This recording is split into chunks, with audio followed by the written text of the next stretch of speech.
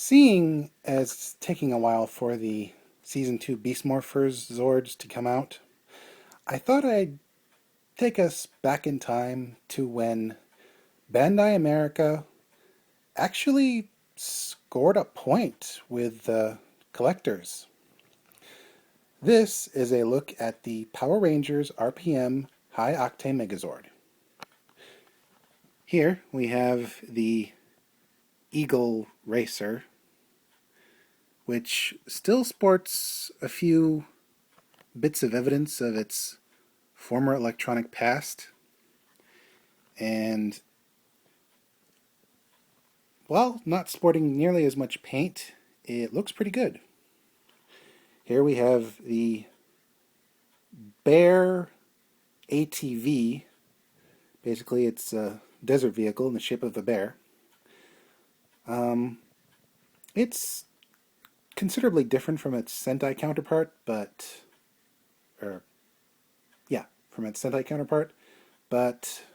it's fairly sturdy. And then we have the Lion Bus. It is pretty blocky, but it's actually pretty decently made. And these two parts, they actually open up to reveal technically gun emplacements in the show, but here they're just places to store stuff. Now let's look at their various features.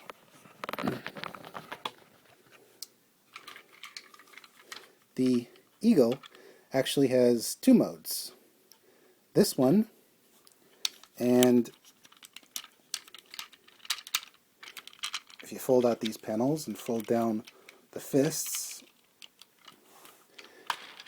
whoa, there we go, okay.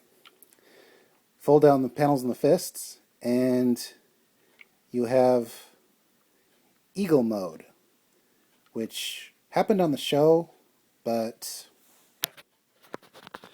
not nearly as often as it could have, which is okay.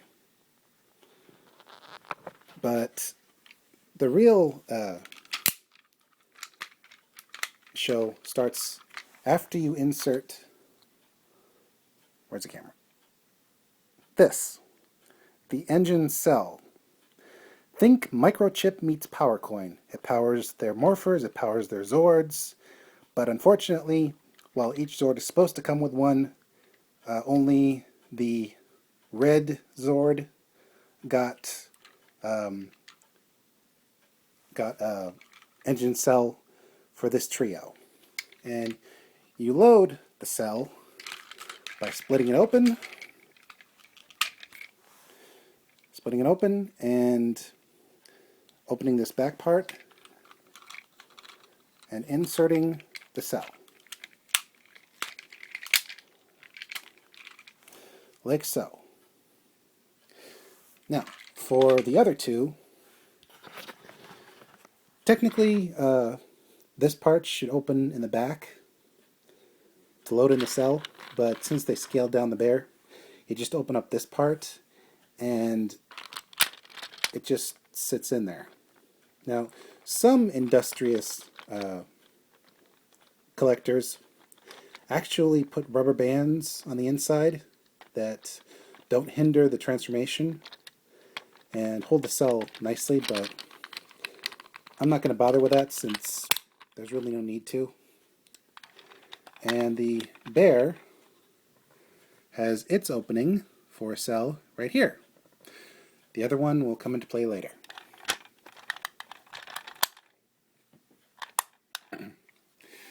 Now, seeing as I don't have a lot of camera time, let's get right down to transformation. It's actually really simple. I was going to say really very simple. Okay, first you fold down the face of the bear. Hello, visible face syndrome. Push the wheels in place here. Pull these feet out and make it do the splits. And now it's standing because it's normal. No, I'm not going to keep borrowing. No, I'm not going to stop borrowing from MGO316. He was my inspiration for this, so why not? Although I am going to give him props. Next, you take the Megazord, make it open wide, and slide. Let's see if I can do this one-handed. Slide it into place. It's got 2 tabs on the bear and 2 tabs on the lion, and it slides in. Now, with the Sentai toy, it is supposed to lock into place, so you have to push a button in order to unlock it. But unfortunately, they didn't do that with this, so that's a liability. Luckily, as long as you're careful, it's not too much of a problem, but it can be a bit of a bother later down the road. Next, like with the engine cell opening, or engine cell loading, you split the bird, but this time you push the arms or the shoulders in and lock them into place. You then fold out the fists like so, like that. Then you slide it into place on top, and finally fold the head up and put the back, or fold the back up in order to store it. Technically it's supposed to lock into place, but seeing as those clips are rather stubborn, I decided to not do that for the video purposes. Sorry about the dust, by the way. These models are kind of old. Now, as is, it's a pretty impressive Zord, even though it kind of looks like a totem pole from the front. But what I really like is sword and shield mode. You start by unclipping this from the back. It's a very loose clip, so it's very easy to remove.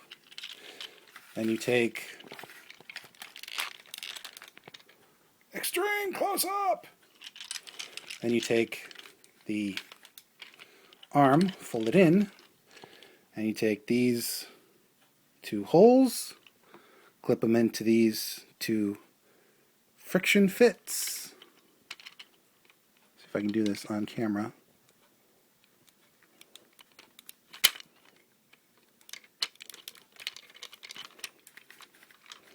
Like so. And you raise up one fist. And then, and here's the real kicker, you take out the sword, which is folded up to look like an engine cell, on the other side of the Megazord's legs.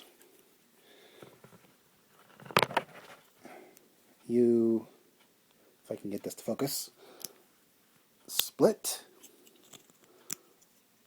unfold, and unfold. Make sure everything's straight. I want to do this next part off camera. Put the fist into the, or put the handle into the closed fist. The Sentai toy had open fists, but they didn't hold the sword properly. Some people had to slightly modify theirs in order to get it to hold properly. But luckily, the American toy didn't suffer from that fault, so it is very secure. And you have High Octane Megazord Battle Mode. Now, it didn't use the shield a lot, which is a shame because This looks really, really good.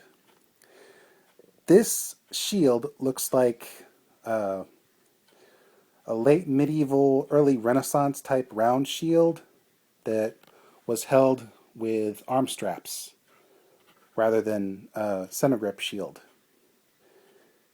Or if you want to go into an analogy, it looks like a small version of a police shield.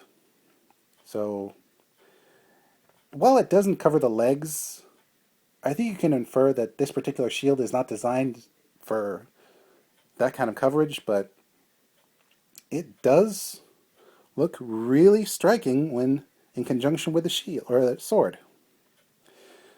Overall,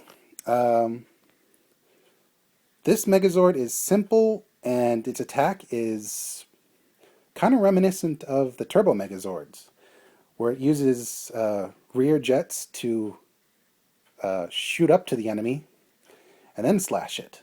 Only it doesn't do a spin out, which is a shame because that would be awesome. Overall, the Megazord on the show was impressive, and its toy counterpart is no different. This is Mr. J signing out and reminding you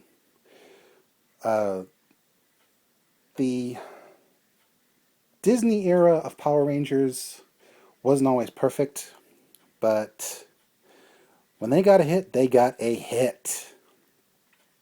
Stay tuned for the next review, hopefully tomorrow. This is where my tongue stops working. Where we get a look at the next two Zords on the team. Well, three if you count, well, spoilers. Stay tuned.